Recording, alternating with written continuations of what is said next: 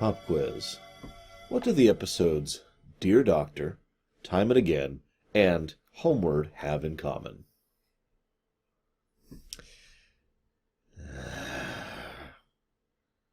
Actually, the episode I am most reminded of is a Voyager episode called Alliances, which I usually list as one of my least favorite Voyager episodes. Not at the level of Threshold, but it's definitely getting there. Now, you're probably thinking, why?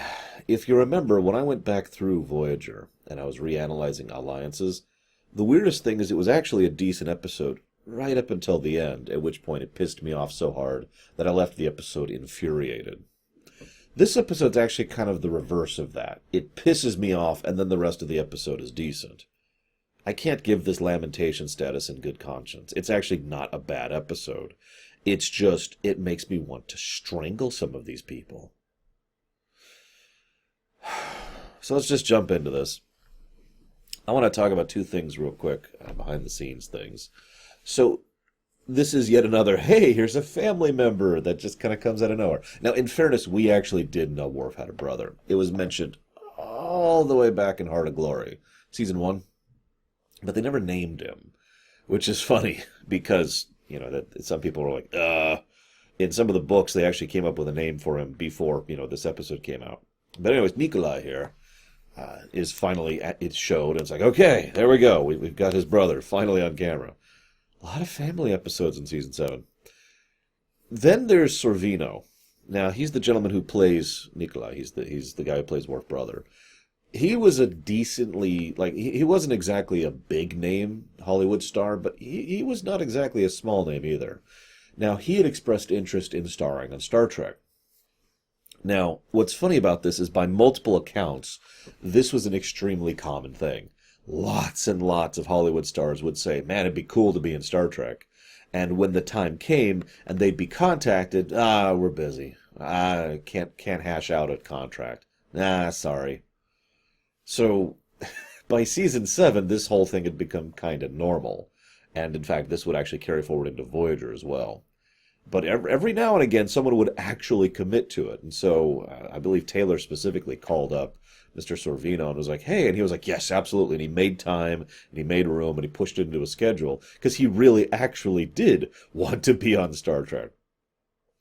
I think that's kind of amusing to me, because, you know, Sorvino in real life is exactly what Nikolai is supposed to not be. You know, the whole flighty, never taking responsibility thing. Anywho. So, where do I begin?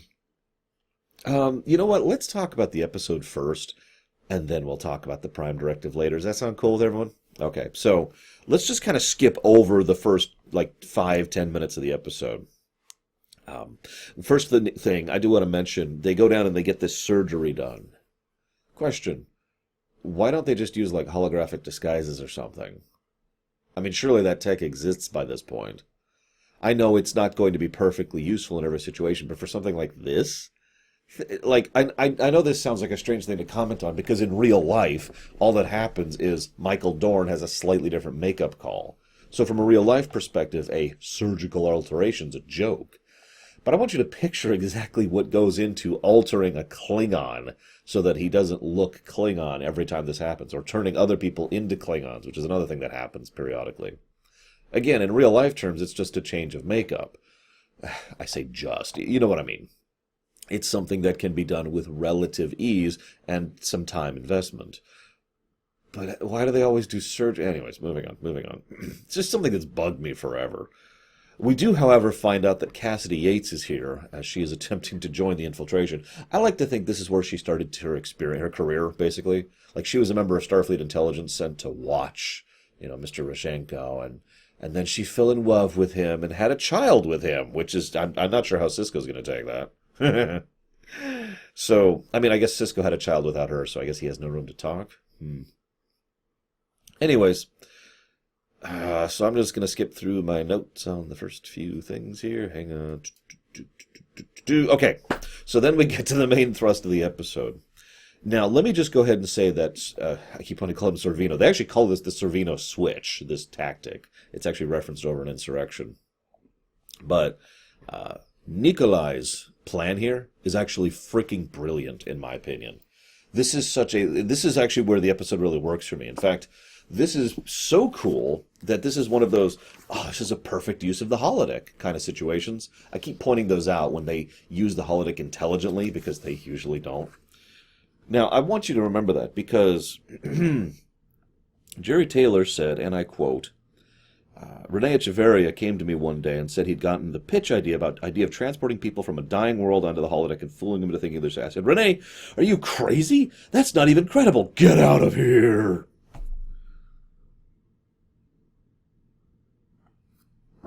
Anyways, so this is an extremely credible and very logical idea, and is a perfect outcropping of the holodeck technology. In fact, if you're paying attention, the only reason that anything goes wrong is because of the fact that they had the whole plasma leak problem, which was causing the holodeck to malfunction. If the holodeck hadn't been malfunctioning, no issues the whole episode.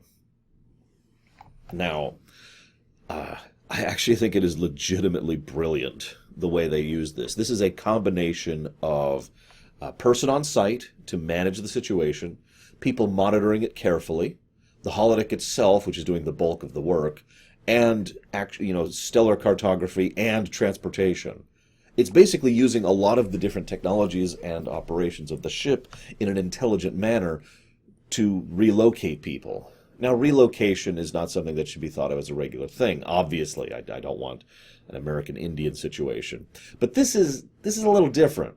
This isn't, we want your land. This is, you're all going to die. So let's push you to someplace new where you can live.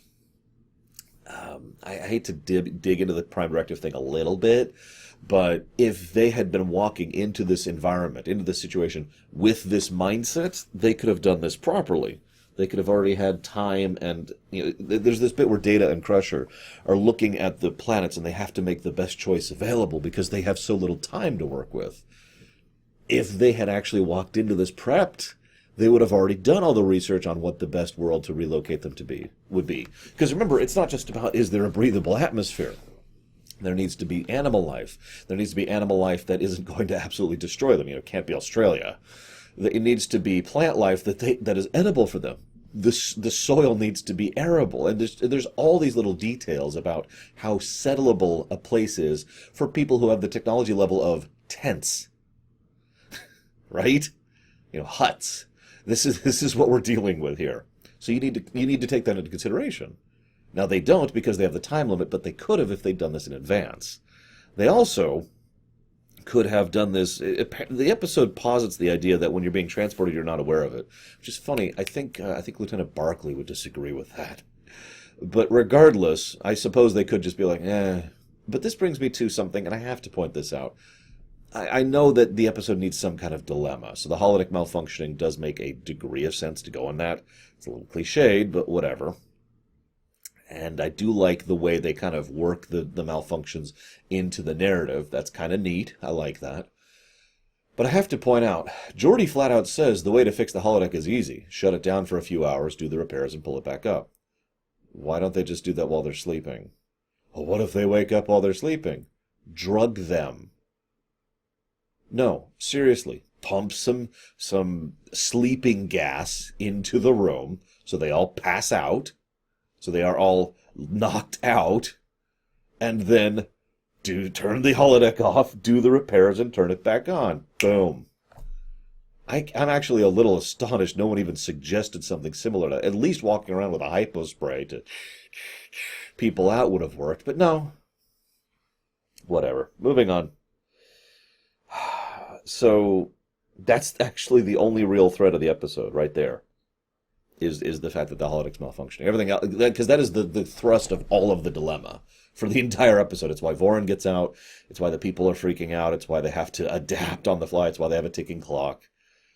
And again, I get you, but it's a dumb dilemma because it's so easily solvable. I just came up with one option off the top of my head. I'm curious how many other options you guys can come up with to fix this. I'm sure there's several. Anyways,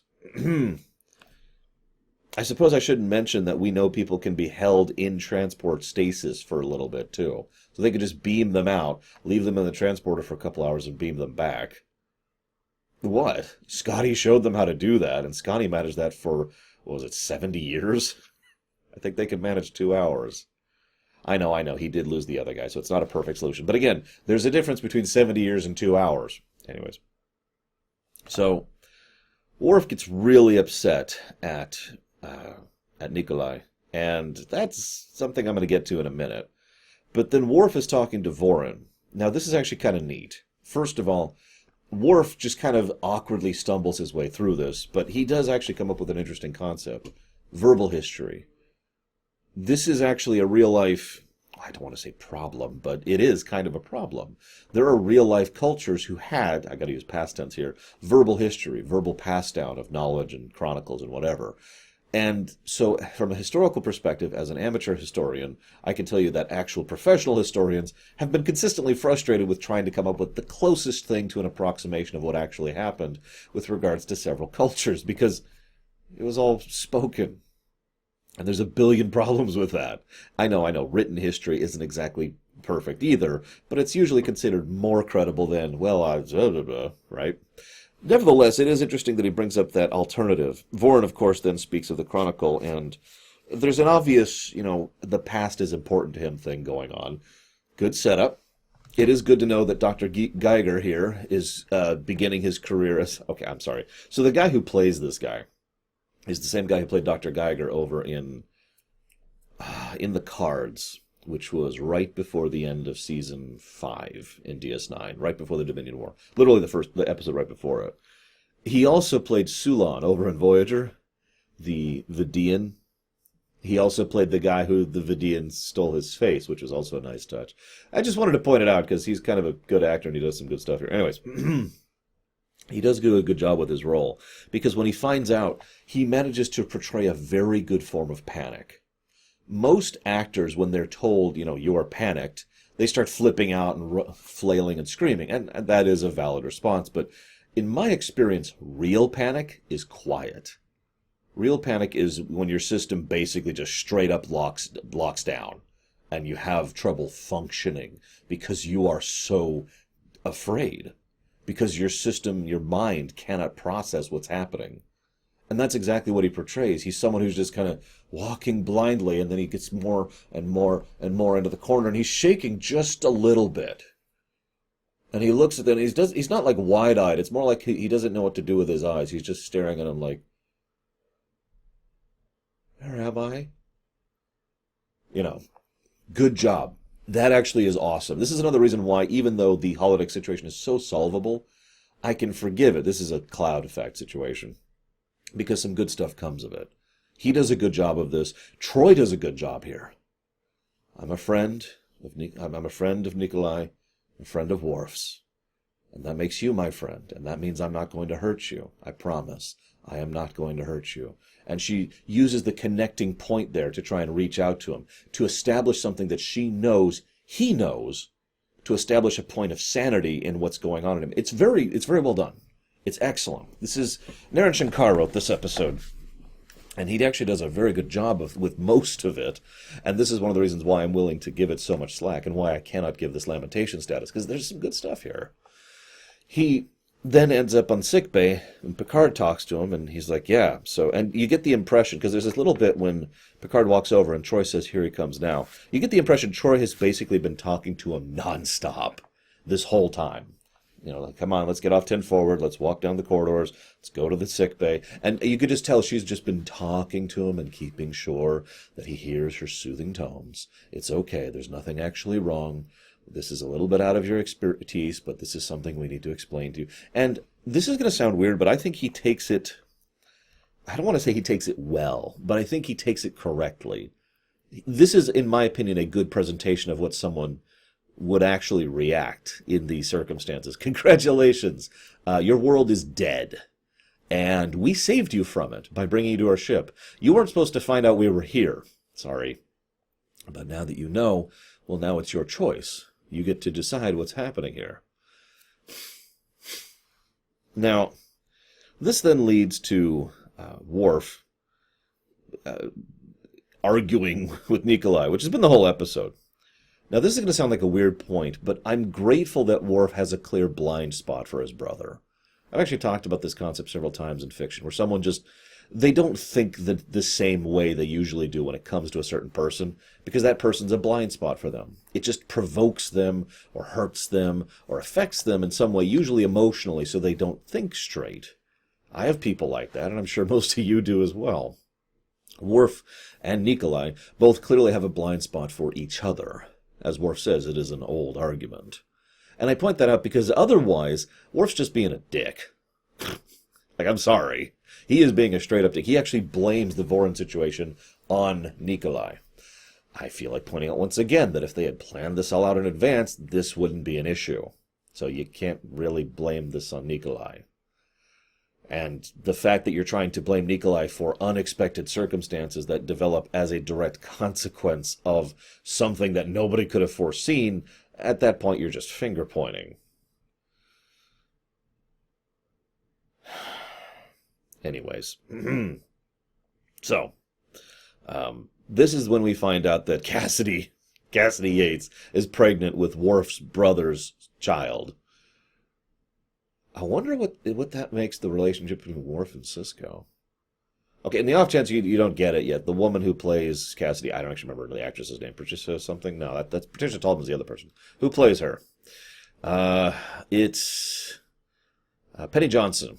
Penny Johnson plays the woman that is his wife in this episode. Anyways, I'm a little surprised at that. One of the things I've mentioned before is how I like the idea that medical technology is basically necessary for cross-species, impregnating. So, he's a human. In fact, I'm actually curious, does his surgery to alter his face need to be maintained? Or is that like a permanent surgery? Did he get a permanent surgery before he went down? Actually, while we're on the subject, did they leave him any technology at all? Like anything? An emergency comm device? Some way of connecting with his family back home? Anything? No, he's just going to rough it in the wilds with people who haven't discovered indoor plumbing yet. I'm pretty sure that would be tough for people now to deal with. Now imagine all the technology and convenience of the future, and then think about it. By the way, this is another thing to consider. Diseases. Another thing that could have been done properly if they walked into this prepared. So, Voron pulls what I call the dirt argument. Now, I don't mean to sound dismissive. It makes no sense to me. He says, let me take that back. I'm not sure he's pulling the dirt argument. I assume he's pulling the dirt argument. Because it sounds like he's saying, we have lost everything that made us who we are. No, you haven't. You've still got your people. You've still got your chronicles. At least some of them. I know history is important to you. That's cool. I'm with that. What did you lose? This is why I call this the dirt argument. Because the only thing he lost was the dirt. Now, I know. I don't get it, and I don't want to be dismissive of it. I understand that there are some people who have an attachment to a geological location, home, right? Now, I understand the concept of home, even though I've never had one. But the idea of that is a very powerful one. So I can kind of intellectually understand someone having a strong identity focused on a location, a place, right? So I kind of get why he's so upset. But at the same time, I mostly don't. Your home is gone, dude. Would you have rather we let you die? Because that's what we were going to do originally. I'm not getting into that yet. So then he commits suicide. Now, this is actually an interesting way for the episode to go, in my opinion. Also, I just got flagged on YouTube for saying that word. That is so stupid. Suicide. So, just to make sure, he commits suicide because he couldn't reconcile the choice that was being put upon him. He didn't want to be distanced from his people. He didn't want to go into this brand new, undiscovered country. He didn't want to tell them the truth because that would either screw with their ability to think properly if they believed him, or brand him as a madman for the rest of his life. But he didn't want to lie to them either. It's actually a pretty good dilemma, and it works surprisingly well. Him killing himself, well, again, is actually pretty realistic. As I said, they did a good job of portraying what someone like this probably would actually react to, given the circumstances. It is still a damned pity, I will absolutely admit. And I'm kind of with Picard. It would have been nice if, he had served as kind of a bridge and there could have been the very beginnings of cultural contact with these people.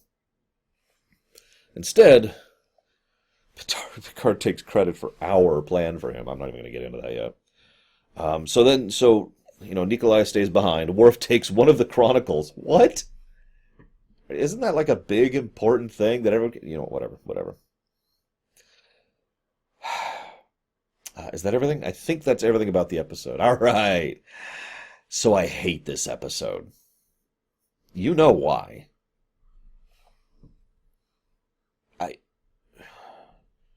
I come across as anti-Prime Directive a lot. But in the interests of total reality, that's not actually true. That's more of a simplistic look at things. I actually am firmly in favor of the idea of the Prime Directive. I really am. It's to avoid imperialism. It's to avoid the second type of colonialism, as I've talked about it before. We move in, we take you, you now ours. It's trying to avoid that. I'm with that. I absolutely, completely agree with that concept. Of course I do. I'm pretty sure most sane people would. That is really bright. Is that affecting the green screen? Sorry, just all of a sudden there's this sun ray of doom right over here coming through my window, and it's usually not. I'm not sure what's changed. I have to throw a curtain up on that in the future. Anyways. But yeah, I'm with that. Absolutely I'm with that. Of course I am. Why wouldn't I be? Again. So that I am in favor of. But the problem is, well, Nikolai actually says it flat out in this episode. I am dishonored because I don't follow Federation dogma. And that is the problem with the Prime Directive. It is treated as a sacrosanct religious rule. Not faith, not belief, religious. As if this is the prime directive, you might say. As if all other priorities are secondary to this one, which is actually a concept I disagree with firmly for many, many, many, many reasons. So, I mentioned those other episodes, right? Time and again. You're not to warn these people. That's an order. No argument was given. Janeway gives no argument in favor of the Prime Directive other than you don't know the consequences, also known as everything ever. You don't know the consequences of doing anything. You can predict. You can guesstimate. That is really bright. You can just sort of presume, but you do not actually know the consequences of action. You don't. That's just life, Captain. Over in Dear Doctor, we should not interfere with the natural evolution of these people. Yeah, pro tip, evolution, you do not, by definition, evolve into extinction. That's not how that works. That's not how any of that works. I'll get to Dear Doctor when we get there, because we are covering Enterprise in 2021, actually. Pretty soon now that I'm thinking about it. It's the next show we're looking at alongside TOS. But anyways, getting back to the point. In Dear Doctor, as I will discuss later, they basically argue in favor of genocide. Into following the fact we should not interfere. It is not our place to interfere. Okay. Now on this, I can get where the pseudo-intellectualism of that argument comes from. But it is the same argument as wandering down the road and you see someone who's in who is in danger, who is like injured or bloodied or whatever, and you just keep walking. Because that is what the Prime Directive is being applied as. That's the dogma that is pushed. It is not your job to interfere. Leave them alone. This also comes up when it came to... I actually ranted about this back in Redemption, if you'll remember. The Prime Directive forbids interfering with other cultures. What? No. You do foreign affairs all the time, Federation. That's just interaction with a foreign power. Now, I actually saw a lot of very valid arguments on my thoughts on the Redemption thing, and I will actually even agree with some of them. But the long and the short of it was that was also a misapplication of the Prime Directive. Point in fact, I'd have to really sit and think about a good application of the Prime Directive. I really would. because I'm not sure I can come up with one off the top of my head. It's usually applied as, nope, screw you, like it is in this episode. And if I'm getting worked up about this, it's because this legitimately pisses me off. It especially aggravates me because what happens, pay attention. Picard and crew, so, okay, first what happens is Nikolai is brought up to the ship, and he says, hey, yeah, so I've come up with a plan. It'll give them a temporary amount of atmospheric protection on the planet. Okay? They immediately torpedo that. Why? Because we absolutely must do what we are told to do by the Prime. No argument is given. None in favor of letting these people die. The only thing that they say is the Prime Directive, and that's their argument, pointing to a line in a book and nothing else. And that's what pisses me off. It's the same thing that happened in Time and Again. There's no actual discussion. There's no deliberation. There's no, well, maybe we should do this because blah, blah, blah. Instead, it's, we absolutely are not going to violate the Prime Directive. Even Troy brings up, we must follow the principle of the Prime Directive. Oh, that's right. What is the principle of the Prime Directive? Us not becoming a violent, exploitative colonial empire. Okay, so that's why we're going to let these people die, because we just don't know. We can't trust ourselves with the power to play God. And that's why any time when a distress signal comes in, we just wave and say, hey, sorry, I can't be trusted with the consequences for helping you. Bye. Enjoy your terrible death. Bye. That is what they're arguing here. I want to stress that. Except what they're arguing is actually worse, because rather than an individual or a group of people, this is an entire planet. They even mention that they are basically, nobody actually brings this up. It is mentioned twice in the episode that they saved one village of people. They could have saved all of the people on this planet if they prepped for this, if they were ready for this, and they had done their damn jobs in advance. Instead, they showed up and said, yeah, what's the problem? Oh, the whole planet's going to die. Okay, let's watch. Oh, that's quite a show. Ah, yes, they're all super dead. They literally just stand on the bridge and watch a planet die. I'm actually shaking. I'm so angry here. This is the antithesis of everything I believe in as an individual. This is so aggravating. I want you to comprehend this, that the people we have been watching for almost 7 years now were totes cool with just standing around and watching untold millions perish horribly when they had the power to save them. And that's important to remember. This isn't a tragedy. This isn't, oh God, if only we could do something. This is, we must stand by and watch. I heard someone once argue that this is the medical perspective, that that's what's being applied here. I should explain that really quick.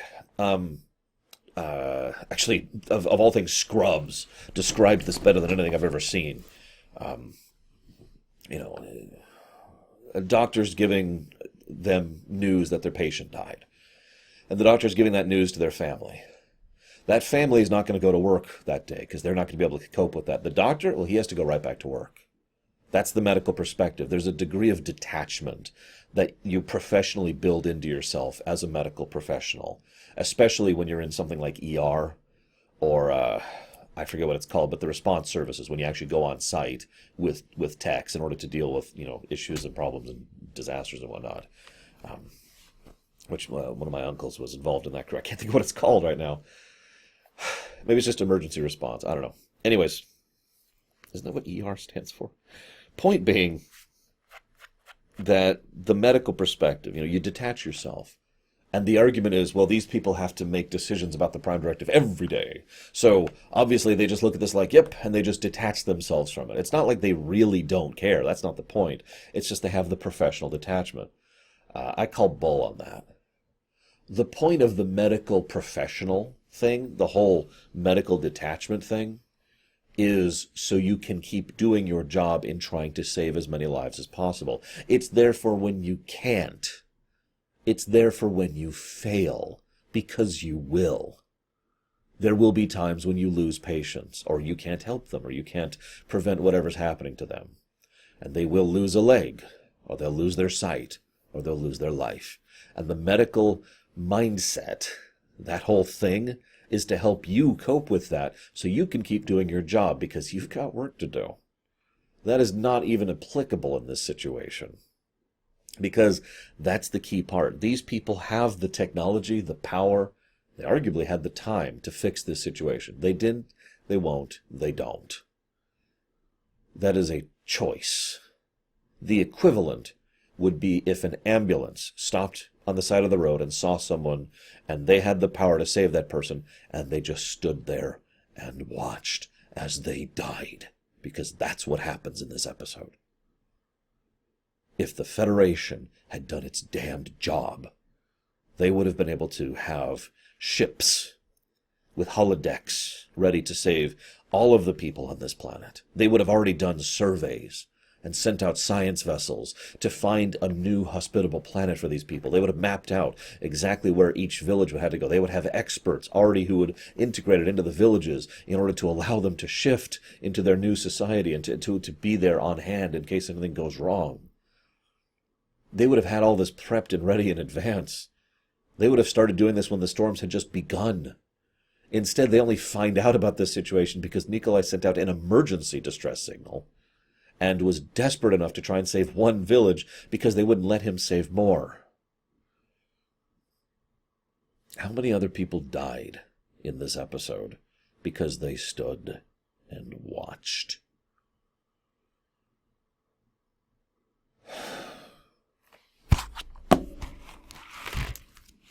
I need to check something on my calendar really quick. Where are we at? So this looks like it happened back in November. Yeah. So this is now December 21st is when this episode should be going live. Back in November, I covered Spider-Man Homecoming. And in that movie, there was a tidbit where Parker says, when you have the powers I do, and you deliberately choose, actually I think this is in Civil War, now that I think about it, this is even before that, when you have the power I do, and you deliberately choose not to do that, you are part of the problem.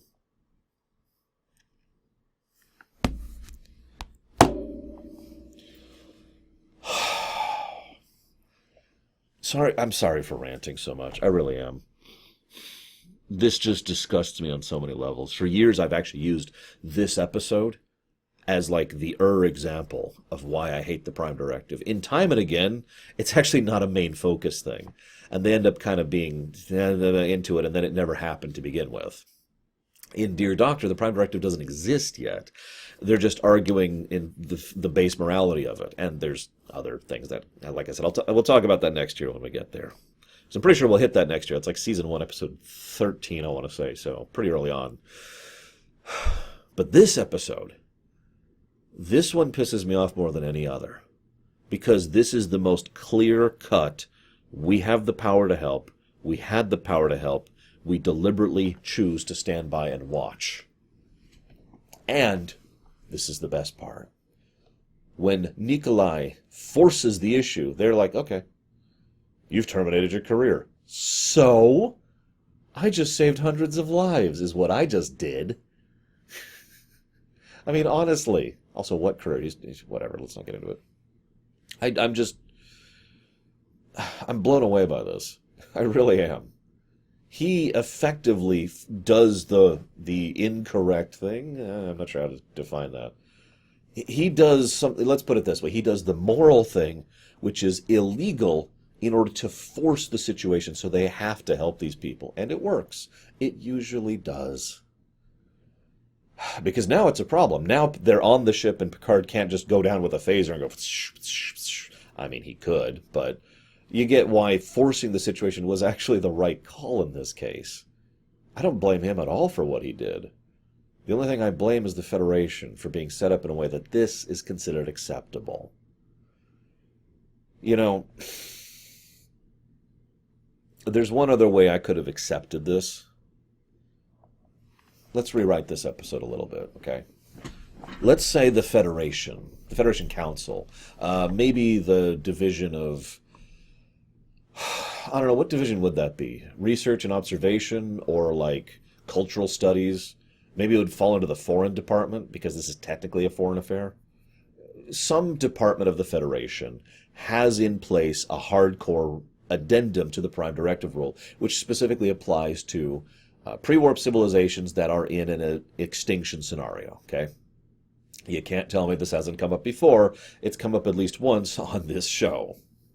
So they have a proviso specifically for this, and it basically says stand and watch. Okay, so Nikolai is under that branch because he's here.